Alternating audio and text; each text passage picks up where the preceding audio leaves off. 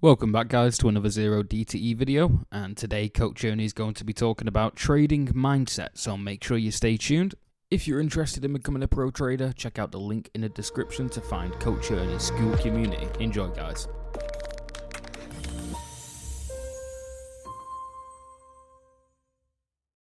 Ernie, this is Doug. This is a personal question for you. When did you, or if it ever happened to you, did you decide, okay, I really am in charge of my thinking in the marketplace? And because I find I made some good money a couple of days and then I lost a good bit of it back because I had an idea in mind and I set myself up and put my places in the market. And then I switched back and listened very carefully to what you were saying this morning, and I made two bad trades. Now, I'm not blaming you for that. What I'm saying is, when did you take charge of your own thinking? Because you obviously are in control of your own thinking. I'm not. I tend to make a choice and then somebody says something else and it must have been wrong. Yeah, it's a culmination of a lot of different things. And I have a background of very early on, first of all, being involved in martial arts and other physical activities, semi-professional sports, that sort of thing that require a lot of concentration and so forth. My work has, where I've excelled required me to have this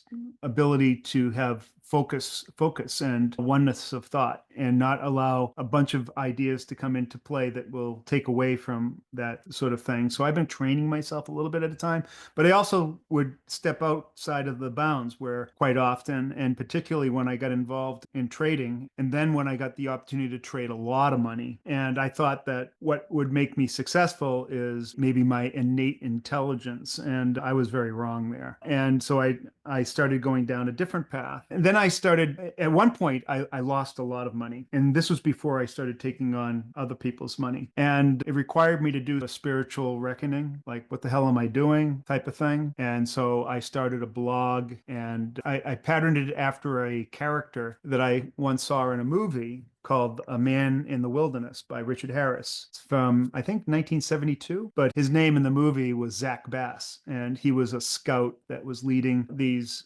trappers out into the wilderness. This is back in the 1800s. And he was mauled by a bear. And my idea was that, okay, he got mauled by a bear. This is like a metaphor for being mauled by the market bear. And while they really respected him and everything, they really couldn't take him along. And they felt like it was best just to leave him and make him as comfortable as possible. And he got really mad at them and he was able to actually recover. And he was picked up by some Indians and stuff and learned some different things. And he also went through this series of emotions where he wanted to get back at him. And at first he was like chasing after him. Then over time, he developed his own sort of spiritual redemption. He had a pocket Bible that he kept on referring to, and that kind of settled his mind and became more focused. So, anyways, I used that as a metaphor and started a blog called Investor in the Wilderness instead of Man in the Wilderness. Does that make sense so far? Yes, it does. And it's fascinating. I'm listening with rapt attention. Then I needed to find a way to really control my thoughts, particularly when I started trading, although it didn't happen until I started like losing a lot of money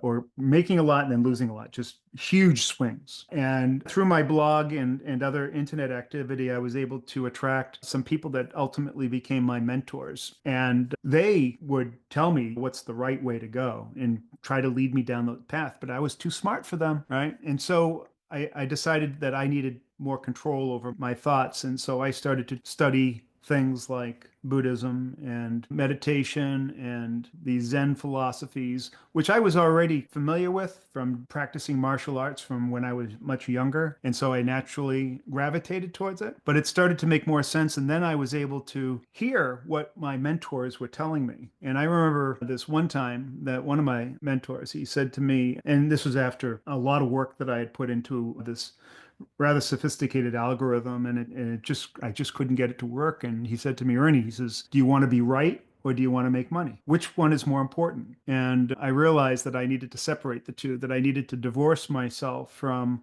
what I thought was right and then just accept what the market is giving me. And I also realized that's where the whole mental toughness thing started to come into play too, because I had a background in that and just being in sports and stuff. And I realized that it was much more important to be able to make the decisions when they have to be made, no matter how much the devil on the left side of my arm is trying to tug me into making bad decisions or making decisions that I know I have no power to make, or I have no edge. And so through meditation and that sort of Eastern philosophy, I learned how to essentially segregate or become a dual-minded person where I could look at the decisions that I'm making while I'm making them and be sort of an objective observer of myself. I don't know if that makes sense, but that was super important in developing this whole concept of continuous improvement. And by the way, continuous improvement was another activity that I was doing that helped me along the way, because back in the .com era, I was chief architect for Sun Micro. And back then I recognized the need for continuous improvement and evolvement in software development and hardware development. And so I implemented a lot of those strategies and did a lot of studying and studied under a lot of people that was a de rigueur type of new movement that was coming out. So that was another part of my knowledge base. So I had all of these different things that were happening in my life that sort of came to a conclusion, and that's how I got to where I am now. Thanks for watching, guys. I hope you enjoyed the video, and if you did, make sure you hit the subscribe button and the like button below. If you're interested in becoming a pro trader, remember to check out the link in the description for Ernie's Skool Community.